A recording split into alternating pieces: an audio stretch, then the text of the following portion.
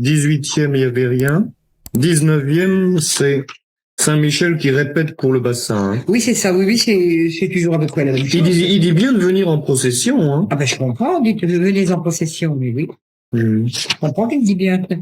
Là, il vous donne un témoignage pour votre Tenez, heureux celui qui viendra s'y purifier sans crainte de se salir. À la page 33. Oui. Autrement dit, on est purifié en se lavant de cette eau boueuse. Ça, c'est une eau boueuse. Et c'est dit, après, c'est dit aussi, car cette eau n'est pas une source, c'est une eau qui sort de terre, vous voyez. Mais ça, on pourra le faire que quand la croix sera faite, en fait, parce qu'il paraît qu'il est rebouché le bassin maintenant. Justement, il est rebouché, il aurait même pas dû. Si, mais c'est grave, ça, d'avoir rebouché. Hein. Oh, bah oui, mais il prend rien du tout, là-bas, vous savez, le propriétaire du terrain. Mais c'est grave, hein, pour l'humanité d'avoir rebouché. Oui, c'est grave, je comprends que c'est grave. Parce qu'il avait dit avant 50 jours, s'il n'y a pas de l'eau. Bien sûr que oui. Et puis alors maintenant, en plus, on a rebouché. Et bien sûr que oui, c'est grave. C'est terrible. Mais tout est grave. Alors, si bien que c'est tellement grave que vous verrez, les catastrophes viendront, malheureusement. Si ça avait été fait, tout ça, vous savez, ça aurait été atténué, hein. Bien. Au sujet de ces catastrophes, il y a des mystiques comme Marie-Julie Jaini, les prophéties de la Frodé, ou d'autres comme le Padre Pio et d'autres encore qui disent que les 3/4 de l'humanité va disparaître. Là, ça m'étonne pas du tout.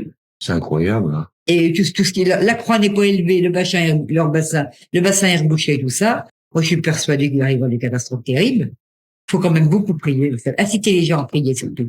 Parce que les dernières paroles, priez, faites pénitence. Moi, ce qui m'a beaucoup plu au sujet de la prière, c'est ce que vous dites au début, tout à fait au début. Maintenant, je le lis à la fin des conférences. Quand vous dites, tout est transformé si on offre tout à Dieu chaque matin par amour pour lui. C'est merveilleux, ces paroles. C'est vraiment des paroles pour la prière extraordinaires, hein, qui a donné sa vie pour chacun. C'est pas des paroles humaines, ça. Ah oui, absolument. Ça je vois bien. Hein. Ça, bon. Le Christ est bien vivant. Tous les jours, je vis cette résurrection. Ne laissez jamais une journée passer sans prier, sans penser à Jésus, à tous ceux qui souffrent et qui pleurent. La prière nous unit à Dieu et nous donne la joie spirituelle que tout bien matériel ne peut remplacer.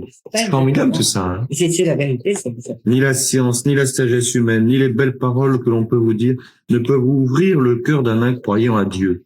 Ben oui, mais alors c'est difficile, hein, parce que si la conversion n'est pas œuvre de l'homme, il faut que Dieu l'attire par son esprit. Exactement, comme une fleur. C'est ça que j'avais mis dans mes cahiers. C'est marqué, non? Comme une fleur, vous avez dit? Comme une fleur. Comme le soleil peut ouvrir le cœur d'une fleur. Enfin, je ne sais plus trop. Ah oui. Comment j'avais expliqué ça? Oui. Sans l'Esprit Saint, l'homme n'est rien, ne peut rien. Il faut prier par amour. Ben oui, c'est sûr. Parce que les pas gens, par obligation ou par... Je vais vous dire une chose, les gens, ils prient toujours quand ils ont besoin de Dieu pour lui demander quelque chose. Oui. C'est sûr. Oui. Alors c'est exactement, c'est ce que je dis dans mes cahiers, c'est exactement comme le voisin, on lui dit jamais bonjour, on lui parle jamais, puis tout d'un coup on a besoin de lui, ben il y a plus qui peut nous rendre ses services. Alors on va le trouver, ben il nous envoie promener parce que on le salue jamais. C'est exactement pareil pour Dieu et encore qu'il est bien meilleur. Ça c'est bien vrai, oui. Et encore qu'il est bien meilleur. Dites donc, je suis en train de penser à quelque chose. Il est tellement dévoué pour le message. Et je pourrais pas lui prêter mes cahiers. J'y étais. Comme surtout, n'en parler à personne. Ah ben, je n'ai pas, mais on va venir apporter. Parce que je les ai prêtés à des amis aussi. Sans l'Esprit de Dieu, nous ne sommes rien. Il veille sur nous sans cesse, dites-le à tous. C'est vous qui le dites, dites-le à tous. Oui, c'est moi qui... Ah, mais ça, Dieu veille sur nous à chaque instant, et si nous le savons et l'avons bien compris, nous pouvons dire merci à Dieu. Ah, bien sûr. Dieu seul peut transformer ainsi le cœur de l'homme. Mais pour recevoir des grâces du Seigneur, il faut beaucoup prier avec confiance et avec foi. Bien sûr, c'est vrai. Dans mon esprit tout chante la louange du Seigneur, les fleurs, leur parfum, les arbres, la rosée du matin, tout ce qui existe, tout ce qui vit, c'est le souffle de Dieu. Car ici, sur cette terre, tout chante les louanges du Seigneur. C'est beau, ça. Mais oui, c'est beau, mais sûrement. C'est merveilleux, hein. Vous savez, j'aurais pas été poussé pour écrire tout ça, j'aurais jamais pu le faire. Parce que je serais incapable de refaire des cahiers, pourtant, j'ai envie pourtant, mais je serais incapable de refaire tout ce que j'ai écrit. J'ai écrit 7 cahiers. La première fois, c'était donc la conversion. Je croyais que c'était unique, c'était tout. Remarquez que pour moi, la conversion était, je me demande si c'était pas encore plus beau même, la présence de Jésus dans l'hostie consacrée, encore plus beau que les visions que j'ai eues après.